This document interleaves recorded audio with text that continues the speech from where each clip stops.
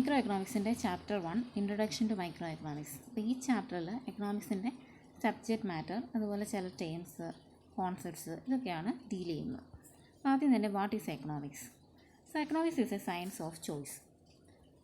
Economics ചോയ്സിൻ്റെ ഒരു science ആണെന്ന് നമുക്ക് പറയാൻ സാധിക്കും. അതുകൊണ്ട് തന്നെ this view is based on 2 facts. ഇപ്പോൾ 2 ഫാക്ട്സിനെ ബേസ് ചെയ്തിട്ടാണ് സാധാരണ economics is a science of choice എന്ന് പറയുന്നത്.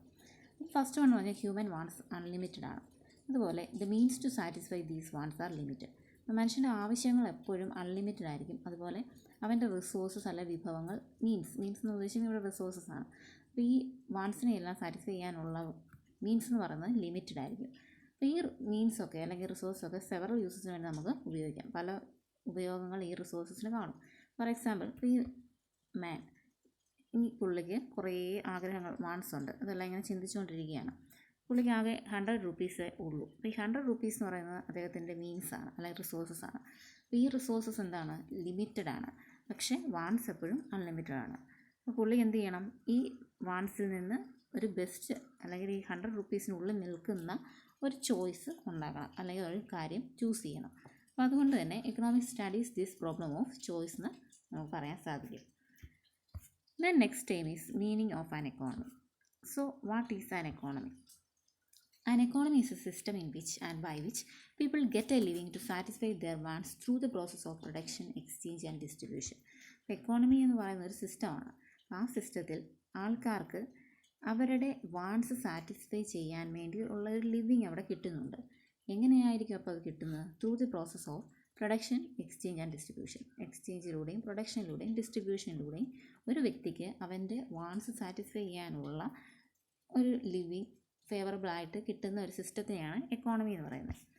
Economies can be classified into 3 types. Economies basically 3ആയിട്ട് ഡിവൈഡ് ചെയ്യുന്നു. That is market economy and centrally planned economy, mixed economy. Market economy, centrally planned economy and mixed economy. Then generally economy is subdivided into 2, that is open economy and closed economy. ഇപ്പോൾ open economy എന്നുള്ള പേരിൽ തന്നെ ഉണ്ട് എന്താണ് open economy. That means an economy has economic relation with other countries. മറ്റ് കൺട്രീസുമായിട്ട് economic relation ഉള്ള എക്കോണമിയാണ് എന്ത് പറയുന്നത്? Open economy. അപ്പോൾ ക്ലോസ്ഡ് എക്കോണമി എന്തായിരിക്കും? Economy has no economic relation with other countries. അപ്പം സ്വന്തം കൺട്രിയിൽ തന്നെ എക്കണോമിക്സ് മെയിൻറ്റെയിൻ ചെയ്യുന്ന, അല്ലെങ്കിൽ എന്താണ് പ്രൊഡക്ഷൻ, ഡിസ്ട്രിബ്യൂഷൻ ഒക്കെ ആ ഒരു രാജ്യത്ത് തന്നെ മാത്രം ഇങ്ങനെ ഒതുങ്ങി പോവുകയാണെങ്കിൽ, അല്ലെങ്കിൽ മറ്റ് രാജ്യങ്ങളുമായിട്ട് എക്കണോമിക് റിലേഷൻ ഇല്ലെങ്കിൽ അതിനെ ക്ലോസ്ഡ് എക്കോണമി നമുക്ക് വിളിക്കും. Then difference between market economy and centrally planned economy. അപ്പോൾ നമ്മൾ 2 മേജർ എക്കോണമീസ് എടുക്കുകയാണ്, market economy, centrally planned economy. So in the case of meaning നമുക്കറിയാം, മാർക്കറ്റ് എക്കോണമി എന്ന് പറഞ്ഞാൽ means of production are owned, controlled and operated by the private sector. അപ്പോൾ ഒരു private sector ആയിരിക്കും അവിടെ എല്ലാ കാര്യങ്ങളും നിയന്ത്രിക്കുന്നത്. സെൻട്രലി പ്ലാൻഡ് എക്കോണമിയിലാണെങ്കിൽ മീൻസ് ഓഫ് പ്രൊഡക്ഷൻ ആരായിരിക്കും ഓപ്പറേറ്റ് ചെയ്യുന്നത്, കൺട്രോൾ ചെയ്യുന്നത്? അതവിടെ ഗവൺമെൻറ് ആയിരിക്കും. In the case of ownership, എല്ലാ മീൻസ് ഓഫ് പ്രൊഡക്ഷനും, ലാൻഡ്, ലേബർ, ക്യാപിറ്റൽ, എൻ്റർപ്രൈസ്, അതെല്ലാം പ്രൈവറ്റ് പ്രോപ്പർട്ടിയാണ് എന്ത് ചെയ്യുന്നത്? എല്ലാ മീൻസ് ഓഫ് പ്രൊഡക്ഷനും ഓൺ ചെയ്യുകയും കൺട്രോൾ ചെയ്യുകയും ഒക്കെ ചെയ്യുന്നത്. പക്ഷേ സെൻട്രലി പ്ലാൻഡ് എക്കോണമിയിലാണ് അവിടെ ഗവൺമെൻറ് ആയിരിക്കും. Then next in the case of decision making. ഇപ്പോൾ തീരുമാനങ്ങൾ എടുക്കുന്ന ആരായിരിക്കും? ഒബ്വിയസ്ലി ആരായിരിക്കും? പ്രൈവറ്റ് ഫേംസ് ആയിരിക്കും. ഇൻഡിപെൻഡൻ്റ് ഇൻ ദി മാർക്കറ്റ് എക്കോണമിയാണ്. അപ്പോൾ ഇവിടെയാണെങ്കിലോ decision making, planning authority, central planned authority അല്ലെങ്കിൽ ഗവൺമെൻറ് ഓൺലി ആയിരിക്കും. കോമ്പറ്റീഷനോ? തീർച്ചയായും ഒരുപാട് ബിസിനസ് ഫേംസുകളോ ഒരുപാട് പ്രൈവറ്റ് ഫേംസ് ഉള്ളതുകൊണ്ട് അവിടെ ഹെവി കോമ്പറ്റീഷൻ ആയിരിക്കും. പക്ഷേ ഇവിടെ കോമ്പറ്റീഷൻ്റെ ഒരു എലമെൻറ്റേ ഇല്ല. കാരണം എന്താ? അവിടെ ഒറ്റ ഒരാളുള്ളൂ, സെൻട്രലി പ്ലാൻഡ് എക്കോണമി അല്ലെങ്കിൽ government. Then role of government. Market economy നമുക്കറിയാം, ഗവൺമെൻറ് റോള് വളരെ ചെറുതാണ്, ലിമിറ്റഡ് റോളാണ്. ഇവിടെയാണെങ്കിലോ ഇവിടെ ഒരു ഇമ്പോർട്ടൻറ്റ് റോള് സെൻട്രലി പ്ലാൻഡ് എക്കോണമിയിൽ ഉണ്ട്. Then problem solving. Problem solving in market economy. Problems എന്തൊക്കെയാണ്? സെൻട്രൽ പ്രോബ്ലംസ് ആയിട്ടുള്ള പ്രോബ്ലംസ് നമ്മളിനി പഠിക്കും. അതെല്ലാം സോൾവ് ചെയ്യുന്നത് പ്രൈസ് മെക്കാനിസം അല്ലെങ്കിൽ market force of demand and supply ആണ്. പക്ഷേ സെൻട്രലി പ്ലാൻഡ് എക്കോണമിയിൽ ആ പ്രോബ്ലം എല്ലാം സോൾവ് ചെയ്യുന്നത് ഗവൺമെൻറ് ആയിരിക്കും, അല്ലെങ്കിൽ സെൻട്രലി പ്ലാൻഡ് അതോറിറ്റി ആയിരിക്കും. ഈ മാർക്കറ്റ് എക്കോണമിയുടെ മറ്റൊരു പേരാണ്, ഈ പേരായിരിക്കും ഒരു പക്ഷേ നിങ്ങൾക്ക് familiar, that is capitalist economy. അതുപോലെ സെൻട്രലി പ്ലാൻഡ് എക്കോണമിയുടെ മറ്റൊരു പേരാണ് സോഷ്യലിസ്റ്റ് എക്കോണമി. Then scarcity. ഇപ്പോൾ ഇനി എക്കണോമിക്സിൽ ഇടയ്ക്കിടയ്ക്ക് ഫ്രീക്വൻ്റ്ലി കേൾക്കാൻ പോകുന്നൊരു വേർഡാണ് സ്കേഴ്സിറ്റി എന്ന് പറയുന്നത്. Scarcity refers to the condition of insufficiency where the human beings are incapable to fulfill their wants in sufficient manner. അപ്പോൾ അതിനകത്ത് തന്നെ ആ സ്കേഴ്സിറ്റി എന്ന് പറഞ്ഞ വേർഡിനകത്ത് തന്നെ അതിൻ്റെ മീനിങ് ഉണ്ട്.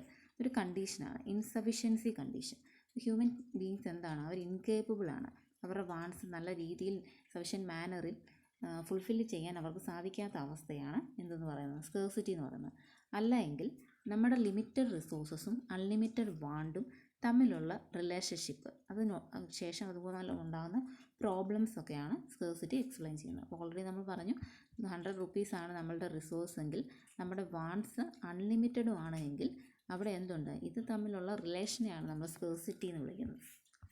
Then economic problem. So economic problem is the problem of managing resources. നമുക്കറിയാം നമ്മുടെ റിസോഴ്സസ് എന്താണ്, ലിമിറ്റഡ് ആണ്. അപ്പോൾ അങ്ങനെയുള്ള റിസോഴ്സസിനെ മാനേജ് ചെയ്യുക എന്നുള്ളതാണ് എക്കണോമിക് പ്രോബ്ലം എന്ന് പറയുന്നത്. ഇപ്പോൾ ഒരു എക്കോണമി ലിമിറ്റഡ് റിസോഴ്സസിനെ when an economy allocates the limited resources in such a way that it is able to produce maximum goods and services to satisfy the human wants, then it is known as economizing of resources. economizing resources എന്ന് പറഞ്ഞാൽ എന്താണ്, നമ്മുടെ കയ്യിൽ നമ്മുടെ നിലവിലുള്ള limited റിസോഴ്സസിനെ ഉപയോഗിച്ച് maximum goods and services human wants satisfy ചെയ്യുന്നത് പോലെ പ്രൊഡ്യൂസ് ചെയ്യുകയാണ് എങ്കിൽ അതിന് പറയുന്ന പേര് എക്കണോമൈസിങ് ഓഫ് റിസോഴ്സസ് എന്നാണ്. എക്കണോമിക് പ്രോബ്ലം എപ്പോഴും ഈ സ്കാർസ് റിസോഴ്സസിനെ ഓൾട്ടർനേറ്റീവ് ഹ്യൂമൻ വാണ്ട്സ് ഉണ്ട് നമുക്ക്, അല്ലേ, ഒരുപാട് ഹ്യൂമൻ വാണ്ട്സുകളുണ്ട്. അപ്പോൾ അങ്ങനെയുള്ള വാണ്ട്സിനെല്ലാം ഈ സ്കാർസ് റിസോഴ്സസ് ഉപയോഗിച്ച് ഫുള്ളി സാറ്റിസ്ഫൈയിങ് ആയിട്ട് പോസിബിളായിട്ടും ഉപയോഗിക്കുക എന്നുള്ളതാണ് എക്കണോമിക് പ്രോബ്ലം കൊണ്ട് ഉദ്ദേശിക്കുന്നത്, അല്ലെ അത് ഡീൽ ചെയ്യുക എന്നുള്ളതാണ് എക്കണോമിക് പ്രോബ്ലം എന്ന് പറയുന്നത് തന്നെ. Then reasons for economic problem. Economic പ്രോബ്ലത്തിന് 2 റീസൺ ഉണ്ട്. ഇതിൽ ഫസ്റ്റ് വൺ എന്ന് പറഞ്ഞാൽ unlimited wants having different priorities എന്നുള്ളതാണ്. Then second one limited resources with alternative uses. നമുക്ക് ഫസ്റ്റ് വൺ എന്ന് പറഞ്ഞാൽ അൺലിമിറ്റഡ് വാണ്ട്സ് ആണ്, നമുക്ക് കുറേ വാണ്ട്സ് നമുക്കുണ്ട്. അപ്പോൾ പക്ഷേ ആ വാണ്ട്സ് എല്ലാം പ്രയോറിറ്റി ഉണ്ട്. ഇപ്പോൾ ഹ്യൂമൻ വാണ്ട്സ് എന്താണ്, അൺലിമിറ്റഡ് ആൻഡ് റെക്കറിങ് ആണ്, പിന്നെയും ഉണ്ടായിക്കൊണ്ടിരിക്കുന്നതും അൺലിമിറ്റഡുമാണ്. അതുപോലെ ഹ്യൂമൻ വാണ്ട്സിന് പ്രയോറിറ്റി ഉള്ളതിൻ്റെ ഉള്ളതിൻ്റെ മീനിങ് എന്താ, ഹ്യൂമൻ വാണ്ട്സ് നമുക്ക് റാങ്ക് ചെയ്യാം ഇൻ ഓർഡർ ഓഫ് പ്രിഫറൻസ്. നമുക്ക് ഒരുപാട് വാണ്ട്സ് ഉണ്ടെങ്കിൽ അതിനെ നമുക്ക് ഫസ്റ്റ് സെക്കൻഡ് ഇങ്ങനെ പ്രിഫറൻസ് കൊടുക്കാം. ആദ്യത്തെ പ്രയോറിറ്റി അതാണ്, അല്ലെ രണ്ടാമത്തെ പ്രയോറിറ്റി ഇതാണ്, അങ്ങനെ കൊടുക്കാം. Then second one limited resources with alternative uses. അതുപോലെ നമ്മുടെ കയ്യിലുള്ള റിസോഴ്സസ് ഇപ്പോൾ 100 റുപ്പീസ് ആണെങ്കിൽ ആ 100 റുപ്പീസ് പല കാര്യങ്ങൾക്ക് വേണ്ടി നമുക്ക് ഉപയോഗിക്കാം, പല യൂസിന് വേണ്ടി ഉപയോഗിക്കാം. അപ്പോൾ റിസോഴ്സസ് ലിമിറ്റഡുമാണ്, അതുപോലെ അത് ഓൾട്ടർനേറ്റീവ് യൂസസിനാണെങ്കിൽ നമുക്ക് ഉപയോഗിക്കുകയും ചെയ്യാമെന്നുള്ളതാണ്. Then there are 2 types of branches, that is microeconomics and macroeconomics. Microeconomics എന്ന് പറഞ്ഞാൽ that part of economics which study the behavior of individual units of an economy. ഇപ്പോൾ ഇൻഡിവിജ്വലിനെ കുറിച്ച്, ഒരു പർട്ടിക്കുലർ ഒരു വ്യക്തിയെക്കുറിച്ച് പഠിക്കുന്നതിനാണ് ഇൻഡിവിജ്വൽ യൂണിറ്റ്സിനെ കുറിച്ച് പഠിക്കുന്നതാണ് മൈക്രോ എക്കണോമിക്സ്. എന്നാൽ മാക്രോ എക്കണോമിക്സ് എന്ന് പറഞ്ഞാൽ studies the behaviour of aggregates of the economy as a whole. ഒരു മുഴുവൻ എക്കോണമിയെക്കുറിച്ച് പഠിക്കുന്ന, ഒരു ടോട്ടൽ എക്കോണമിയെക്കുറിച്ച് പഠിക്കുന്നതാണ്. ദെൻ ഡിമാൻഡ് ആൻഡ് സപ്ലൈ ആണ് മൈക്രോ എക്കണോമിക്സിലെ പ്രധാനപ്പെട്ട ടൂൾസ് എന്ന് പറയുന്നത്. മാക്രോ എക്കണോമിക്സ് ആണെങ്കിൽ ഇവിടെ ഡിമാൻഡ് സപ്ലൈ തന്നെയാണ്, പക്ഷേ ആഗ്രിഗേറ്റ് ആണ്. ആഗ്രിഗേറ്റ് മീൻസ് ടോട്ടൽ ഡിമാൻഡും ടോട്ടൽ സപ്ലൈയും ആണ്. ദെൻ എന്താണ് ഈ മൈക്രോ എക്കണോമിക്സിൻ്റെ ഒബ്ജക്റ്റീവ്സ്? മൈക്രോ എക്കണോമിക്സിൻ്റെ പ്രധാനപ്പെട്ട ഒബ്ജക്റ്റീവ് എന്ന് പറഞ്ഞാൽ ഒരു കമ്മോഡിറ്റിയുടെ പ്രൈസ് തീരുമാനിക്കുക എന്നുള്ളതാണ്, അല്ലെങ്കിൽ ഫാക്ടേഴ്സ് ഓഫ് പ്രൊഡക്ഷൻ റിമെയിൻ ചെയ്യുക എന്നുള്ളതാണ്. എന്നാൽ മാക്രോ എക്കണോമിക്സിൻ്റെ നേരെ പ്രൈസ് എന്ന് പറയുന്നത് ചെറിയൊരു ഫാക്ടറാണ്, പക്ഷേ മാക്രോ എക്കണോമിക്സ് വരുമ്പോൾ അത് ഇൻകവും എംപ്ലോയ്മെൻറ്റും ഒക്കെ ആവും ഒരു എക്കോണമിയിലെ മൊത്തത്തിലുള്ളത്. Then aggregation. മൈക്രോ എക്കണോമിക്സിൽ ലിമിറ്റഡ് ഡിഗ്രി ഓഫ് ആഗ്രിഗേഷൻ മതി, അതായത് ഇപ്പോൾ മാർക്കറ്റ് സപ്ലൈ അല്ലെങ്കിൽ ഇൻഡിവിജ്വൽ സപ്ലൈ, ഇപ്പോൾ അങ്ങനത്തെ ചെറിയ കാര്യങ്ങളുടെ ആഗ്രിഗേഷനൊക്കെ വരുന്നുള്ളൂ. എന്നാൽ മാക്രോ എക്കണോമിക്സിനാണെങ്കിൽ ഹയസ്റ്റ് ഡിഗ്രി ഓഫ് ആഗ്രിഗേഷൻ വരുന്നുണ്ട്, അതായത് ആഗ്രിഗേറ്റ് സപ്ലൈ, അതായത് ടോട്ടൽ സപ്ലൈ, ഒരു മൊത്തം എക്കോണമിയുടെ സപ്ലൈ. ഇവിടെ ഒരു പർട്ടിക്കുലർ വ്യക്തിയുടെ സപ്ലൈ വരുന്നുള്ളൂ, ഇൻഡിവിജ്വൽ സപ്ലൈ വരുന്നുള്ളൂ. പക്ഷേ ഇവിടെ ഒരുപാട് ഇൻഡിവിജ്വലിൻ്റെ എക്കോണമിയുടെ ഫുള്ള് സപ്ലൈയെക്കുറിച്ച് നമ്മൾ പഠിക്കുന്നു എന്നുള്ളതാണ്. ദെൻ എന്ത് അസംഷൻ്റെ ബേസിസിലാണ് മൈക്രോ എക്കണോമിക്സ് നിലനിൽക്കുന്നതെന്ന് നോക്കാം. So it assumes all macro variables ആയിട്ടുള്ള നാഷണൽ ഇൻകം, കൺസംഷൻ, സേവിങ് ഇതെല്ലാം കോൺസ്റ്റൻ്റ് ആണെന്ന് മൈക്രോ എക്കണോമിക്സ് അസ്യൂം ചെയ്യുമ്പോൾ മാക്രോ എക്കണോമിക്സ് അസ്യൂം ചെയ്യുന്നത് എല്ലാ മൈക്രോ വേരിയബിൾസും കോൺസ്റ്റൻ്റ് ആണ്, അല്ലെങ്കിൽ ഒരു ഇൻഡിവിജ്വലിൻ്റെ പ്രൈസ്, ഒരു ഇൻഡിവിജ്വലിൻ്റെ കൺസംഷൻ ഇതെല്ലാം എന്താണ്, കോൺസ്റ്റൻ്റ് ആണെന്ന് അസ്യൂം ചെയ്യുന്നു. ദെൻ മൈക്രോ എക്കണോമിക്സിൻ്റെ എക്സാമ്പിളാണ് ഒരു ഇൻഡിവിജ്വലിൻ്റെ ഇൻകം, ഒരു പ്രൊഡക്റ്റിൻ്റെ പ്രൈസ്, ഇൻഡിവിജ്വലിൻ്റെ ഔട്ട്പുട്ട്, ഇങ്ങനത്തെ കാര്യങ്ങളൊക്കെ. മാക്രോ എക്കണോമിക്സിൽ നാഷണൽ ഇൻകം, ഒരു നേഷൻ്റെ മൊത്തത്തിലുള്ള ഇൻകം, മൊത്തത്തിലുള്ള പ്രൈസ് ലെവൽ, നാഷണൽ ഔട്ട്പുട്ട് ഇത്തരം കാര്യങ്ങളൊക്കെയാണ് എക്സാമ്പിളായിട്ട് വരുന്നത്. ദെൻ നെക്സ്റ്റ് 2 ടൈപ്സ് ആണ് positive and normative economics. So positive എക്കണോമിക്സിൻ്റെ meaning it deals with what is or how the economic problem are actually solved, and normative economic deals with what ought to be or how the economic problem should be solve. അപ്പം ഇത് തമ്മിലുള്ള difference ഇതാണ്. Positive economics എന്ന് പറഞ്ഞാൽ എങ്ങനെയാണ് ഒരു economic problem ശരിക്കും solve ചെയ്യേണ്ടത്, അല്ലെങ്കിൽ എന്താണ് ഒരു എക്കണോമിക് പ്രോബ്ലം എന്നാണ്. പക്ഷേ നോർമറ്റീവ് എക്കണോമിക്സ് എന്ന് പറഞ്ഞാൽ എങ്ങനെ ഒരു economic problem should be solve ചെയ്യുക, അല്ലെങ്കിൽ ഓട്ട് ടു ബി സോൾവ് ആണ്. അതിൻ്റെ എക്സാമ്പിളായിട്ട് ഈ എക്സാമ്പിൾ നോക്കുക. ഇപ്പോൾ ഇന്ത്യൻ എക്കോണമിയിലെ പ്രൈസസ് കോൺസ്റ്റൻ്റ്ലി റൈസ് ചെയ്തുകൊണ്ടിരിക്കുകയാണ് എന്നുള്ളത് പോസിറ്റീവ് എക്കണോമിക്സ് ആണ്. പക്ഷേ ഇന്ത്യ ഈ റൈസ് ചെയ്യുന്ന പ്രൈസസിന് വേണ്ടിയുള്ള സ്റ്റെപ്സ് എടുക്കണം എന്ന് പറയുകയാണെങ്കിൽ അത് നോർമറ്റീവ് എക്കണോമിക്സ് ആണ്. Then verification. ഇപ്പോൾ ആക്ച്വൽ ഡേറ്റയുടെ ബേസിസിലാണ് പോസിറ്റീവ് എക്കണോമിക്സ് വെരിഫൈ ചെയ്യുന്നത്. ദെൻ നോർമറ്റീവ് എക്കണോമിക്സിനെ നമുക്ക് ആക്ച്വൽ ഡേറ്റയുടെ ബേസിസിൽ വെരിഫൈ ചെയ്യുന്നൊന്നുമില്ല, പക്ഷേ അതൊരു ഒപ്പീനിയനാണ്, ഇങ്ങനെ ആയിരിക്കണം അല്ലെങ്കിൽ ഇങ്ങനെ ചെയ്യണം എന്ന് പറയുന്നതാണ് normative economics. Then suggestive. Positive economics എന്ന് പറഞ്ഞാൽ ഫാക്റ്റിനെ ബേസ് ചെയ്തതാണ്, അതുകൊണ്ട് സജഷൻ ഒന്നും അവിടെ ഇല്ല. പക്ഷേ നോർമറ്റീവ് എക്കണോമിക്സ് നമ്മൾ പറഞ്ഞു ഇങ്ങനെ ആയിരിക്കണം എന്നൊക്കെ പറയുന്നതാണ്, ഇൻഡിവിജ്വൽ ഒപ്പീനിയനെ ബേസ് ചെയ്തിട്ടാണ്. അതുകൊണ്ട് അത് സജസ്റ്റീവ് ഇൻ നേച്ചറാണ്. Then value judgement. ഇപ്പം പോസിറ്റീവ് എക്കണോമിക്സ് ഒരിക്കലും ഒരു വാല്യൂ ജഡ്ജ്മെൻ്റ് ഒന്നും നടത്തുന്നില്ല. കാരണം എന്താ, അത് ന്യൂട്രലായിട്ട് ഇങ്ങനെ നിൽക്കുന്നു. പക്ഷേ നോർമറ്റീവ് എക്കണോമിക്സ് വാല്യൂ ജഡ്ജ്മെൻ്റ് ഉണ്ട്, അല്ലെങ്കിൽ ഇങ്ങനെ കാര്യങ്ങൾ ചെയ്തേ പറ്റൂ, ചെയ്യണം എന്നൊക്കെ പറയുന്നത് ഇവിടെ ഒരു വാല്യൂ ജഡ്ജ്മെൻ്റ് ഉണ്ട്. ഞാൻ എക്സാമ്പിൾ നമ്മളൊന്ന് നോക്കി. രണ്ടാമത്തെ എക്സാമ്പിൾ, നമ്മുടെ എക്കോണമിയിൽ ഇന്നീക്വാലിറ്റീസ് ഉണ്ട് എന്ന് പറയുന്നത് പോസിറ്റീവ് എക്കണോമിക്സ് ആണ്. എന്നാൽ ഈ ഇന്നീക്വാലിറ്റീസ് കുറയ്ക്കണം എന്ന് പറയുകയാണെങ്കിൽ അത് നോർമറ്റീവ് എക്കണോമിക്സ് ആണ്. Then next topic is central problems of an economy. The first central problem is what to produce. What to produce എന്ന് പറയുന്നത് ഒരു ചോയ്സാണ്. എന്ത് ചോയ്സാണ്? Different types of goods. അപ്പോൾ എങ്ങനത്തെ ഗുഡ്സ് പ്രൊഡ്യൂസ് ചെയ്യണം എന്നുള്ളൊരു ചോയ്സാണ് വാട്ട് ടു പ്രൊഡ്യൂസ് എന്ന് പറയുന്നത്. So it is a problem to decide what commodities should be produced and what quantities with limited resources. അപ്പോൾ നമുക്കറിയാം നമ്മുടെ കയ്യിലുള്ളത് ലിമിറ്റഡ് റിസോഴ്സാണ്. ആദ്യത്തെ വ്യക്തിയെ കണ്ടപ്പോൾ തന്നെ അയാളുടെ കയ്യിലുള്ള 100 രൂപയേ ഉള്ളൂ. ആ 100 രൂപയിൽ അയാൾ എന്ത് പ്രൊഡ്യൂസ് ചെയ്യണം, എങ്ങനെ പ്രൊഡ്യൂസ് ചെയ്യണം, ഏത് ക്വാണ്ടിറ്റിയിൽ പ്രൊഡ്യൂസ് ചെയ്യണം എന്ന് ഉള്ള പ്രോബ്ലമാണ് വാട്ട് ടു പ്രൊഡ്യൂസ്. ഇപ്പോൾ ഒരു എക്കോണമിയുടെ കേസിൽ എടുക്കുകയാണ്, എക്കോണമിയുടെ കയ്യിലും ലിമിറ്റഡ് റിസോഴ്സസ് ഉള്ളൂ. അപ്പോൾ ആ എക്കോണമി എങ്ങനെ എന്ത് കമ്മോഡിറ്റി പ്രൊഡ്യൂസ് ചെയ്യണം, എത്ര ക്വാണ്ടിറ്റി പ്രൊഡ്യൂസ് ചെയ്യണം എന്നുള്ളത് ആണ് വാട്ട് ടു പ്രൊഡ്യൂസ്. അതുകൊണ്ട് തന്നെ നമുക്കതിനെ ചോയ്സ് നമുക്ക് ഡിഫറെൻറ്റ് ടൈപ്പ് ഓഫ് ഗുഡ്സ് എന്ന് പറയാം. ഏത് ടൈപ്പ് ഗുഡ് പ്രൊഡ്യൂസ് ചെയ്യണമെന്ന്. പല ടൈപ്പ് ഗുഡുകളുണ്ട്. അതിൽ ഒന്നാമത്തെ ഗുഡ് എന്ന് പറഞ്ഞാൽ choice between consumption good and capital ഗുഡാണ്. Choice between consumption good and capital good. അപ്പോൾ കൺസംഷൻ ഗുഡ് പ്രൊഡ്യൂസ് ചെയ്യണോ, ക്യാപിറ്റൽ ഗുഡ് പ്രൊഡ്യൂസ് ചെയ്യണോ, അല്ലെങ്കിൽ മാസ് ഗുഡ് പ്രൊഡ്യൂസ് ചെയ്യണോ, ലക്ഷറി ഗുഡ് പ്രൊഡ്യൂസ് ചെയ്യണോ, സിവിൽ ഗുഡ് പ്രൊഡ്യൂസ് ചെയ്യണോ, വാർ ഗുഡ് പ്രൊഡ്യൂസ് ചെയ്യണോ, private good, public good. ഇങ്ങനെയുള്ള ചോയ്സിനാണ് നമ്മൾ പ്രോബ്ലം ഓഫ് ചോയ്സ് അല്ലെങ്കിൽ choice of type of goods എന്ന് പറയുന്നത്. So what to produce deals with the choice among different type of goods. Then second one, how to produce. So the problem of choice of technique ആണ് how to produce. ഇപ്പോൾ നമ്മളൊരു എക്കോണമിയിൽ എന്ത് produce ചെയ്യണം എന്ന് തീരുമാനിച്ചു, ഏത് ഗുഡ് പ്രൊഡ്യൂസ് ചെയ്യണം എന്ന് തീരുമാനിച്ചു. അപ്പോൾ നെക്സ്റ്റ് ക്വസ്റ്റ്യൻ എന്ന് പറയുന്നത് ഹൗ ടു പ്രൊഡ്യൂസ്, എങ്ങനെ പ്രൊഡ്യൂസ് ചെയ്യണം എന്ന്. അപ്പോൾ ആ ചോയ്സ് ഓഫ് ടെക്നിക്കാണ്, ഏത് ടെക്നിക്ക് നമുക്ക് ഉപയോഗിക്കണം എന്നുള്ളത്. അപ്പോൾ അങ്ങനെ 2 ടെക്നിക്കുകളാണ് നമുക്കുള്ളത്. അതിൽ ഒന്നാമത്തേന്ന് പറഞ്ഞാൽ ലേബർ ഇൻറ്റൻസീവ് ടെക്നിക്കും രണ്ടാമത്തേത് ക്യാപിറ്റൽ ഇൻറ്റൻസീവ് ടെക്നിക്കുമാണ്. ലേബർ ഇൻറ്റൻസീവ് ടെക്നിക്ക് എന്ന് പറഞ്ഞാൽ comparatively larger amount of labour നമ്മൾ ഉപയോഗിക്കുന്നു, അതുപോലെ സ്മോൾ ഡോസസ് ഓഫ് ക്യാപിറ്റൽ ഉപയോഗിക്കുന്നു എന്നുള്ളതാണ്. അപ്പോൾ ലാർജർ എമൗണ്ട് ഓഫ് ലേബറും ചെറിയ എമൗണ്ട് ക്യാപിറ്റൽ ഉപയോഗിക്കുന്നു എന്നുള്ളതാണ്. അതുപോലെ ക്യാപിറ്റൽ ഇൻറ്റൻസീവ് ടെക്നിക്ക് എന്ന് പറഞ്ഞാൽ ലാർജർ എമൗണ്ട് ഓഫ് ക്യാപിറ്റൽ ഉപയോഗിക്കുന്നു, അതുപോലെ ചെറിയ എമൗണ്ട് ലേബർ മാത്രമേ ഉപയോഗിക്കുന്നുള്ളൂ. അപ്പോൾ ഈ പിക്ചറിൽ നിന്ന് കുറച്ചുകൂടെ വ്യക്തമാണ്. ആദ്യത്തെ പിക്ചർ കൂടുതൽ ലേബറും, രണ്ടാമത്തേനകത്ത് ലേബർ കുറവും അതുപോലെ മെഷീൻസൊക്കെയാണ് കൂടുതലുള്ളത്. അപ്പോൾ ഇങ്ങനെ ഇതിൽ രണ്ടെണ്ണത്തിൽ ഏത് വേണമെന്നുള്ളത് അതിനെക്കുറിച്ചുള്ളൊരു ചോയ്സാണ് സെക്കൻഡ് പ്രോബ്ലം ആയിട്ടുള്ള how to produce. Then third problem for whom to produce. അപ്പോൾ നമ്മൾ എന്ത് ഗുഡ് വേണമെന്ന് തീരുമാനിച്ചു, ഏത് ക്വാണ്ടിറ്റി വേണമെന്ന് തീരുമാനിച്ചു, ടെക്നിക്കും തീരുമാനിച്ചു, ഹൗ ടു പ്രൊഡ്യൂസ് തീരുമാനിച്ചു, ഇനി ഫോർ ഹൂം ടു പ്രൊഡ്യൂസ്. അപ്പോൾ ആരാണ് ഇതിൻ്റെ ആവശ്യക്കാർ? അതാണ് problem of allocation of resources. ഈ റിസോഴ്സ് മുഴുവൻ നമ്മൾ ആർക്ക് അലോക്കേറ്റ് ചെയ്യും? അപ്പോൾ നമുക്ക് തീരുമാനിക്കണം ഈ ഗുഡ്സ് ആൻഡ് സർവീസസ് ആർക്ക് വേണ്ടി പ്രൊഡ്യൂസ് ചെയ്യും, അല്ലെങ്കിൽ ആര് എത്രത്തോളം കൺസ്യൂം ചെയ്യും. അപ്പോൾ ഈ പ്രോബ്ലം എന്ന് പറയുന്നത് refers to the decision regarding the share of different factors of production in the total national product of the country. ഇപ്പോൾ ടോട്ടൽ നാഷണൽ പ്രൊഡക്റ്റിൽ ഡിഫറെൻറ്റ് ഫാക്ടേഴ്സ് ഓഫ് പ്രൊഡക്ഷൻ ആയിട്ട് ലാൻഡ്, ലേബർ, ക്യാപിറ്റലൊക്കെ ഇങ്ങനെ ഷെയർ കൊടുക്കുന്നുണ്ട്. അപ്പോൾ അതിൻ്റെ അലോക്കേഷൻ അല്ലെ അതിനെ ബേസ് ചെയ്തിട്ടുള്ള ഡിസിഷൻ എടുക്കുക എന്നുള്ളതാണ് ഫോർ ഹൂം ടു പ്രൊഡ്യൂസ് എന്നുള്ളത്. ദെൻ ഈ സെൻട്രൽ പ്രോബ്ലംസിന് ഡിഫറെൻറ്റ് എക്കോണമീസ് നമ്മൾ കണ്ടായിരുന്നു, capitalist, socialist, mixed economy.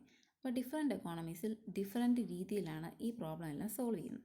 Capitalist economy നമ്മൾ പറഞ്ഞു കൺട്രോൾഡ് ഓപ്പറേറ്റ് ഒക്കെ ചെയ്യുന്നത് പ്രൈവറ്റ് സെക്ടറാണ്. അപ്പോൾ അവിടെ ആരായിരിക്കും ഇതിനെല്ലാം ഡിറ്റർമൈൻ ചെയ്യുന്നത്? സ്വാഭാവികമായിട്ടും പ്രൈവറ്റ് സെക്ടർ ആയിരിക്കും. അപ്പോൾ ഇവിടെ എങ്ങനെയായിരിക്കും അവർ പ്രൊഡ്യൂസ് ചെയ്യുന്നത്? പ്രോഫിറ്റിന് വേണ്ടിയായിരിക്കും പ്രൊഡ്യൂസ് ചെയ്യുന്നത്. പ്രൈവറ്റ് ഇൻഡിവിജ്വൽസ് ആണ്. അതുകൊണ്ട് തന്നെ അവർ ചീപ്പർ ടെക്നിക്സ് ഓഫ് പ്രൊഡക്ഷൻ അവിടെ യൂസ് ചെയ്യുന്നു. അതുപോലെ ഡിസ്ട്രിബ്യൂട്ട് ചെയ്യുന്നത് ആൾക്കാരുടെ പർച്ചേസിങ് പവറിനെ ബേസ് ചെയ്തിട്ടായിരിക്കും, അല്ലെങ്കിൽ അവരുടെ ഇൻകത്തിൻ്റെ ബേസിസിലായിരിക്കും. ദെൻ സോഷ്യലിസ്റ്റ് എക്കോണമിയിലാണെങ്കിൽ അവിടെ ഗവൺമെൻറ് ഡിറ്റർമൈൻ ചെയ്യുന്നു. നീഡ്സ് ഓഫ് ദ സൊസൈറ്റിക്ക് അനുസരിച്ചാണ് അവർ ഓരോ പ്രൊഡക്റ്റും പ്രൊഡ്യൂസ് ചെയ്യുന്നത്. അതുപോലെ ടെക്നിക്സ് ഓഫ് പ്രൊഡക്ഷനും ഗവൺമെൻറ് തന്നെ തീരുമാനിക്കുന്നു. ഡിസ്ട്രിബ്യൂഷൻ നീഡിനെ ബേസ് ചെയ്ത, അല്ലാതെ ക്യാപിറ്റലിസ്റ്റിനെ പോലെ പർച്ചേസിങ് പവറിനെ ബേസ് ചെയ്തിട്ടല്ല. Then mixed economy. Mixed economy എന്ന് പറയുമ്പോൾ നമുക്കറിയാം, രണ്ട് എക്കോണമിയും കൂടെ ഉള്ളൊരു സമ്മേഷനാണ്. പ്രൈവറ്റും ഉണ്ട്, പബ്ലിക്കും ഉണ്ട്, അല്ലെ ഗവൺമെൻറ്റും പ്രൈവറ്റ് ഫേമും ഉണ്ട്. അപ്പോൾ അവിടെ ഡിസിഷൻസ് എടുക്കുന്നത് രണ്ടുപേരും കൂടെ ചേർന്നായിരിക്കും, പ്രൈവറ്റ് ഓണറും ഗവൺമെൻറ്റും കൂടെ ആയിരിക്കും. അപ്പോൾ അവർക്ക് രണ്ടും ഗുഡ്സ് പ്രൊഡ്യൂസ് ചെയ്യുന്ന പ്രോഫിറ്റ് മാക്സിമൈസേഷന് വേണ്ടിയുണ്ട്, സോഷ്യൽ വെൽഫെയറിന് വേണ്ടിയും കൂടെ ആണ്. ദെൻ നെക്സ്റ്റ് ടേമാണ് പ്രൊഡക്ഷൻ പോസിബിലിറ്റി കർവ്. അപ്പോൾ production possibility curve means all the possible combination of goods and services that each society can produce with given limited resources and given technology. അപ്പോൾ നിലവിൽ നമ്മുടെ കയ്യിലുള്ള ലിമിറ്റഡ് റിസോഴ്സസും ടെക്നോളജിയൊക്കെ വെച്ച് ഒരു സൊസൈറ്റിക്ക് പ്രൊഡ്യൂസ് ചെയ്യാൻ പറ്റുന്ന ഗുഡ്സ് ആൻഡ് സർവീസസിൻ്റെ പോസിബിൾ ആയിട്ടുള്ള കോമ്പിനേഷനുകളെല്ലാം കാണിക്കുന്നതിനാണ് പ്രൊഡക്ഷൻ പോസിബിലിറ്റി സെറ്റ് എന്ന് പറയുന്നത്. അങ്ങനെയാണെങ്കിൽ പ്രൊഡക്ഷൻ പോസിബിലിറ്റി കർവ് അല്ലെങ്കിൽ ഫോണ്ടിയർ എന്ന് പറഞ്ഞാൽ എന്താണ്? ഇതേ സെയിം ഇത് തന്നെ, അതായത് ഒരു സൊസൈറ്റിക്ക് അതിൻ്റെ റിസോഴ്സസും ടെക്നോളജിയൊക്കെ വെച്ച് പ്രൊഡ്യൂസ് ചെയ്യാൻ പറ്റുന്ന പോസിബിൾ കോമ്പിനേഷനുകളെ നമ്മൾ ഡയഗ്രത്തിൽ വരയ്ക്കുകയാണ്. അപ്പോൾ ആ ഡയഗ്രത്തിൽ വരയ്ക്കുമ്പോൾ ആ ഡയഗ്രം കാണിക്കുന്നത് ഫുൾ യൂട്ടിലൈസേഷനാണ്. നമ്മുടെ കയ്യിലുള്ള നിലവിലുള്ള ടെക്നോളജി റിസോഴ്സും ഒക്കെ നമ്മൾ ഫുൾ യൂട്ടിലൈസ് ചെയ്തു. അത് ഞാൻ ഡയഗ്രമാറ്റിക്കലി നമ്മൾ കാണിക്കുമ്പോൾ അതിനെ പ്രൊഡക്ഷൻ പോസിബിലിറ്റി കർവ് അല്ലെങ്കിൽ ഫ്രോണ്ടിയർ എന്ന് പറയും. ഞാൻ ചില അസംഷനെ ബേസ് ചെയ്തിട്ടാണ് പ്രൊഡക്ഷൻ പോസിബിലിറ്റി കർവ് നമ്മൾ വരയ്ക്കുന്നത്. സോ ഫസ്റ്റ് വൺ റിസോഴ്സസിൻ്റെ അവൈലബിലിറ്റി എപ്പോഴും ഫിക്സഡ് ആയിരിക്കും. ദെൻ സെക്കൻഡ് ടെക്നോളജിയും ഫിക്സഡ് ആയിരിക്കും. ദെൻ തേർഡ് വൺ റിസോഴ്സസ്, നമ്മുടെ കയ്യിലുള്ള റിസോഴ്സസ് ഫിക്സഡ് ആണ്, ലിമിറ്റഡ് ആണ്, അത് നമ്മൾ ഫുള്ളി എഫിഷ്യൻ്റ്ലി ഉപയോഗിക്കുന്നുള്ളതാണ് പ്രൊഡക്ഷന് വേണ്ടി. ദെൻ ഫോർത്ത് വൺ റിസോഴ്സസ് ഒരിക്കലും ഈക്വലി എഫിഷ്യൻ്റ് അല്ല, എല്ലാ പ്രൊഡക്ട്സും പ്രൊഡ്യൂസ് ചെയ്യാൻ നേരം. അപ്പോൾ ചില പ്രൊഡക്ട്സിന് പ്രൊഡ്യൂസ് ചെയ്യുമ്പോൾ റിസോഴ്സിന് അതിൻ്റേതായ ലിമിറ്റേഷൻസ് ഉണ്ട്. അപ്പോൾ ഇത്ര അസംഷൻ ബേസ് ചെയ്തിട്ടാണ് നമ്മൾ ബാക്കിയുള്ള പ്രൊഡക്ഷൻ പോസിബിലിറ്റി കർവ് വരയ്ക്കുന്നത്. ദെൻ ഹിയർ ഇവിടെ ഒരു പ്രൊഡക്ഷൻ പോസിബിലിറ്റി ഷെഡ്യൂളുണ്ട്. അപ്പോൾ പ്രൊഡക്ഷൻ പോസിബിലിറ്റി ബട്ടർ, ഗണ്ണ്, അപ്പോൾ രണ്ട് വ്യത്യസ്തമായ ഗുഡ്സ്. ഇപ്പോൾ സിംപ്ലിസിറ്റിക്ക് വേണ്ടിയാണ് നമ്മൾ രണ്ട് ഗുഡ്, ഒരു എക്കോണമി പ്രൊഡ്യൂസ് ചെയ്യുന്ന രണ്ട് ഗുഡ് എല്ലാം നമുക്കറിയാം. പക്ഷേ സിംപ്ലിസിറ്റിക്ക് വേണ്ടി നമ്മൾ ബട്ടർ, ഗണ്ണ് എന്ന് പറഞ്ഞ് രണ്ട് ഗുഡ്സ് എടുത്തു, രണ്ട് ഡിഫറെൻറ്റ് ഗുഡ്സ് എടുത്തു. അപ്പോൾ ഒന്നെന്ന് പറയുന്നത് കൺസ്യൂമർ ഗുഡാണ്, കൺസ്യൂമറിന് കൺസ്യൂം ചെയ്യാൻ പറ്റുന്ന ഒരു ഗുഡാണ് ബട്ടർ. ഗണ്ണെന്ന് പറയുന്നത് ഒരു ഡിഫൻസ് ഗുഡാണ്. സോ എ എന്ന് പറയുന്ന പ്രൊഡക്ഷൻ പോസിബിലിറ്റി നോക്കുക. അപ്പോൾ നമ്മൾ ഡയഗ്രമായിട്ട് ഇത് വരച്ചു, പ്രൊഡക്ഷൻ പോസിബിലിറ്റി കർവിൽ വരച്ചിരിക്കുകയാണ്. എ എന്ന് പറയുന്ന പോയിൻ്റ് കാണിക്കുന്നത് 0 യൂണിറ്റ് ബട്ടർ കൺസ്യൂം ചെയ്തപ്പം 50 യൂണിറ്റ് ഗണ്ണ് അയാൾ കൺസ്യൂം ചെയ്തു എന്നാണ്. അയാളുടെ പ്രൊഡക്ഷൻ പോസിബിലിറ്റി എന്ന് പറയുന്നത് 15 ആണ്. ദെൻ സെക്കൻഡ് പോയിൻ്റ് 1-4 എന്നാണ്. 0, 50, 1, 14, 2, 12, 3, 9, 4, 5, 5, 0. അപ്പോൾ ഇതിൻ്റെ ABCDEF എന്ന് പറയുന്ന പോയിൻറ്റുകളെല്ലാം കൂടെ ജോയിൻ ചെയ്തൊരു സ്മൂത്ത് കർവ് വരച്ചപ്പം ഒരു പ്രൊഡക്ഷൻ പോസിബിലിറ്റി കർവ് നമുക്ക് കിട്ടി. അപ്പോൾ ABCDEF എന്ന് പറയുന്നതെല്ലാം പ്രൊഡക്ഷൻ പോസിബിലിറ്റീസ് ആണ്. അപ്പം A എന്ന് പറയുന്ന പ്രൊഡക്ഷൻ പോസിബിലിറ്റിയുടെ മീനിങ് എന്താ? 0 എമൗണ്ട് ഓഫ് ബട്ടറും 15 എമൗണ്ട് ഓഫ് ഗണ്ണാണ്. B എന്ന് പറയുന്ന പോയിൻറ്റ് 1 യൂണിറ്റ് ഓഫ് ബട്ടറും 14 യൂണിറ്റ് ഓഫ് ഗണ്ണുമാണ് പ്രൊഡക്ഷൻ പോസിബിലിറ്റി എന്നുള്ളതാണ്. അങ്ങനെയുള്ള പോസിബിലിറ്റികളാണ് ഈ ഡയഗ്രത്തിൽ കാണിച്ചിരിക്കുന്നത്. ദെൻ പ്രൊഡക്ഷൻ പോസിബിലിറ്റി കർവ് നമുക്ക് എക്സ്പ്ലെയിൻ ചെയ്യുന്നത് എന്താണ്? We can produce more of any commodity by giving up some other.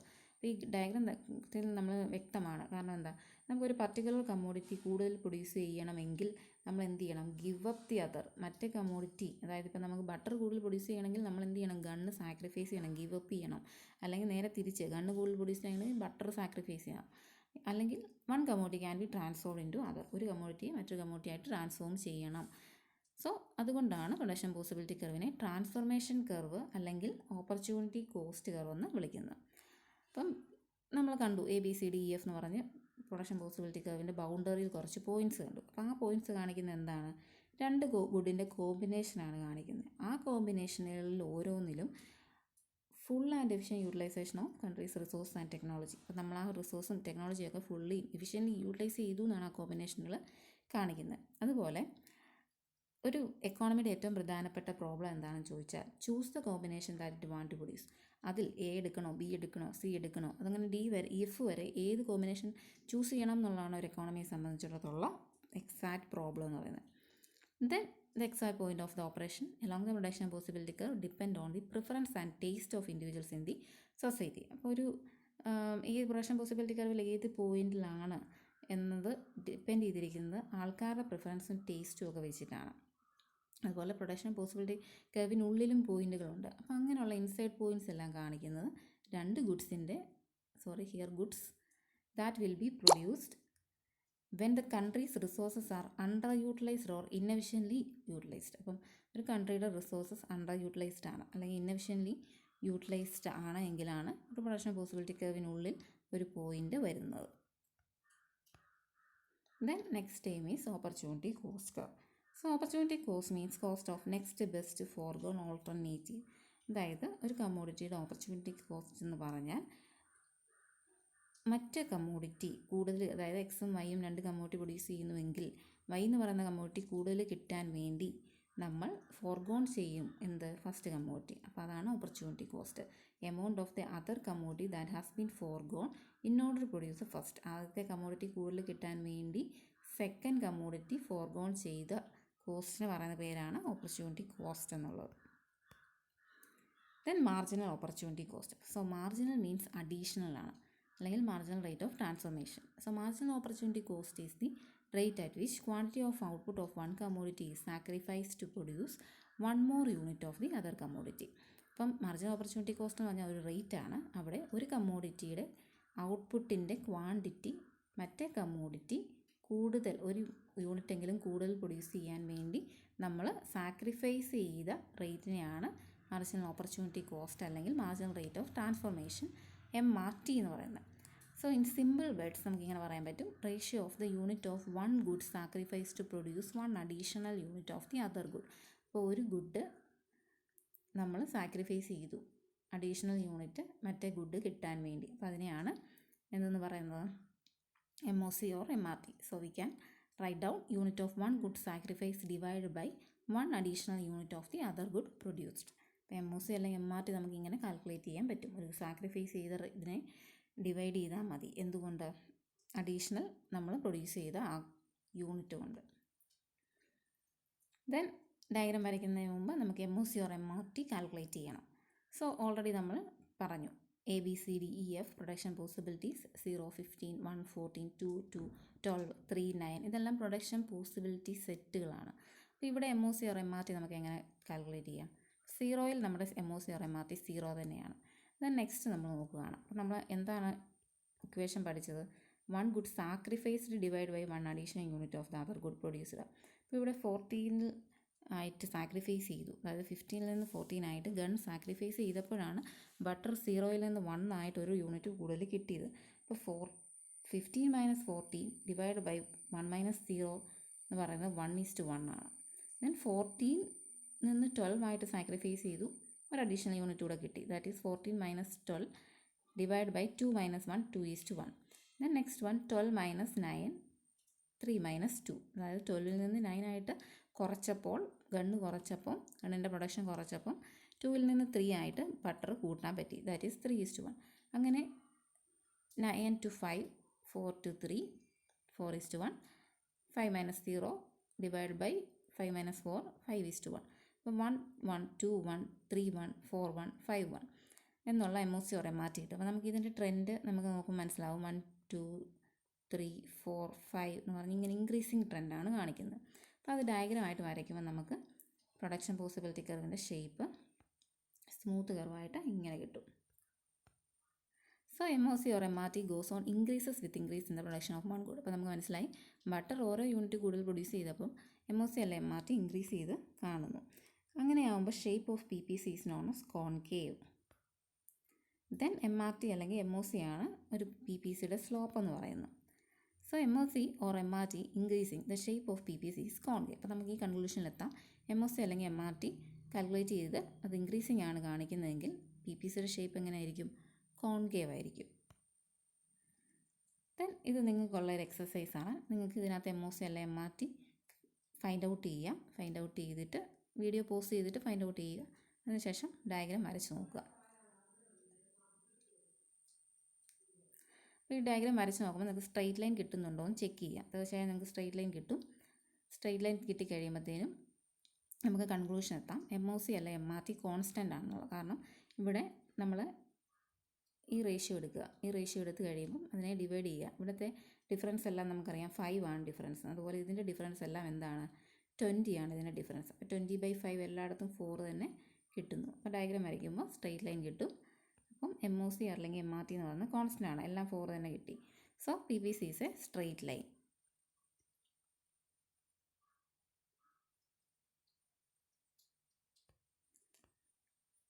So we can reach at the conclusion that if the MOC or MRT is constant, then the production possibility curve will be straight line. Then convex PPC. ഇപ്പോൾ ഇവിടെ ഒരു exercise ഉണ്ട്, PPC convex ആണെന്ന് കാണിക്കാൻ വേണ്ടിയുള്ളത്. So here also find out the schedule. Then അപ്പോൾ എന്താണ്, points എല്ലാം കൂടെ ജോയിൻ ചെയ്യുമ്പോൾ നമുക്ക് കോൺവെക്സ് PPC കിട്ടും. So MRT or MOC is decreasing, so the PPC is convex. ഇപ്പോൾ ഇവിടെ ഇതുപോലെ തന്നെ ചെയ്ത് നോക്കുക. 15ഉം 10ഉം തമ്മിലുള്ള ഡിഫറൻസും 1ഉം 0ഉം തമ്മിലുള്ള ഡിഫറൻസ് 5. ദെൻ 6ഉം 10ഉം തമ്മിലുള്ള difference 4/1, that is 4. Here 3/1 is equal to 3, 2/1 is equal to 2. So we can reach at the conclusion that when the MRT or MOC is decreasing, then the production possibility curve will be convex. ഈ 3 കൺക്ലൂഷനും ഓർത്ത് നോക്കുക. ഓരോ MOC അല്ലെങ്കിൽ MRTയുടെ trend എങ്ങനെയാണോ അതിനനുസരിച്ചായിരിക്കും PPCയുടെ shape എന്ന് പറയുന്നത്.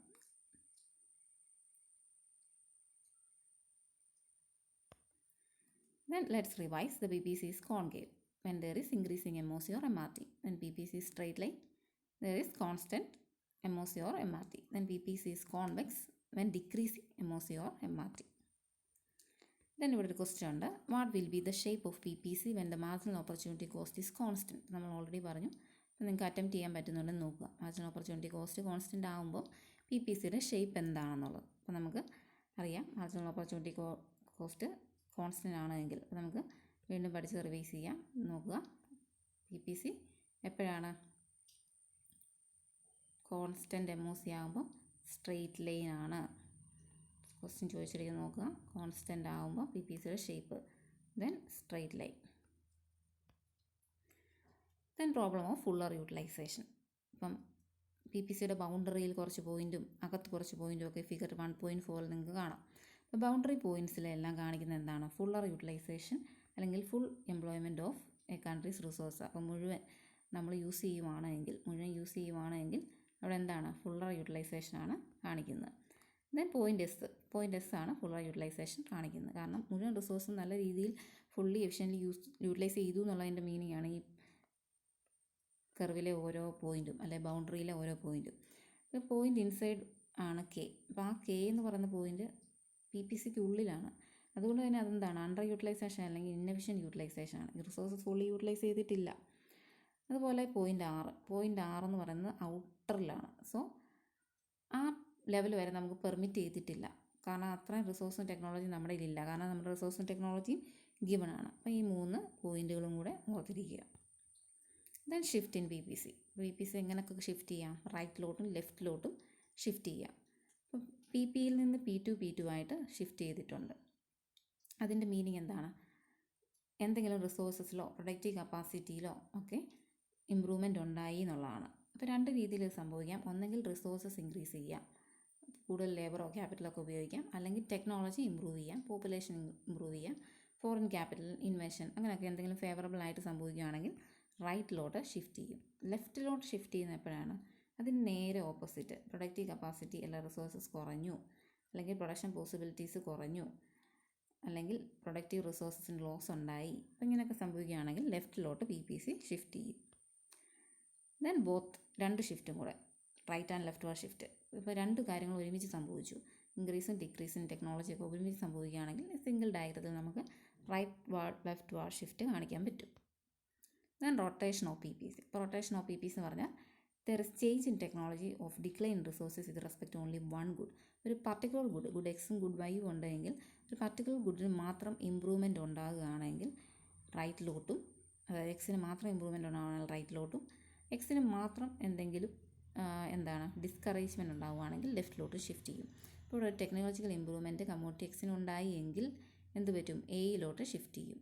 Technological degradation ആണ് ഉണ്ടായതെങ്കിൽ P ബിയിലോട്ട് shift ചെയ്യും. അതുപോലെ തന്നെ വൈ എന്ന് പറയുന്ന ഗുഡിൻ്റെ കാര്യം എടുക്കുമ്പോൾ ടെക്നോളജിക്കൽ ഇമ്പ്രൂവ്മെൻറ്റ് ഉണ്ടാകുകയാണെങ്കിൽ എങ്ങനെ ഷിഫ്റ്റ് ചെയ്യും, റൈറ്റിലോട്ട് എ എന്ന് പറയുന്ന പോയിന്റിലോട്ട് ഷിഫ്റ്റ് ചെയ്യും. ടെക്നോളജിക്കൽ ഡിഗ്രഡേഷൻ ആണ് ഉണ്ടായതെങ്കിൽ ബി എന്ന് പറയുന്ന പോയിന്റിലോട്ട് ഷിഫ്റ്റ് ചെയ്യും. കാരണം ഇവിടെ ഗുഡ് ബൈക്ക് മാത്രമേ മാറ്റം ഉണ്ടാകുന്നുള്ളൂ. ദെൻ പ്രൊഡക്ഷൻ പോസിബിലിറ്റി കർവ് പഠിച്ചു കഴിയുമ്പോൾ നമുക്ക് അതിൻ്റെ പ്രോപ്പർട്ടീസിലെത്തും. പ്രോപ്പർട്ടീസ് എന്ന് പറഞ്ഞാൽ production possibility curve downward sloping കർവാണ്. അത് full employment in an economy ആണെങ്കിലാണ് ഡൗൺവേർഡ് സ്ലോപ്പിംഗ് ആയിട്ട് കാണിക്കുന്നത്. കാരണം എന്താ, ഒരു ഗുഡ് നമ്മൾ ഇൻക്രീസ് ചെയ്യുന്നത് മറ്റേ ഗുഡ് സാക്രിഫൈസ് ചെയ്തുകൊണ്ടാണ്. Then next one concave. So first one downward sloping, second one concave. കോൺകേവിനുള്ള റീസൺ എന്താണ്, മാർജിനൽ ഓപ്പർച്യൂണിറ്റി കോസ്റ്റ് അല്ലെ MRT എന്ന് പറയുന്നത് ഇൻക്രീസിങ് ആയതുകൊണ്ടാണ്. എന്നാൽ റൈറ്റിലോട്ടും ലെഫ്റ്റിലോട്ടും ഒക്കെ PPCക്ക് ഷിഫ്റ്റ് ചെയ്യാൻ സാധിക്കും എന്നുള്ളതാണ് തേർഡ് പ്രോപ്പർട്ടി. Then exercise. അപ്പോൾ എക്സസൈസ് ക്വസ്റ്റ്യൻ നിങ്ങൾക്ക് ചെയ്യാൻ പറ്റുന്നുണ്ടോ എന്ന് വീഡിയോ പോസ് ചെയ്തിട്ട് ചെയ്ത് നോക്കുക, ഇതിൻ്റെയൊക്കെ ആൻസർ കിട്ടുന്നുണ്ടോ എന്ന്.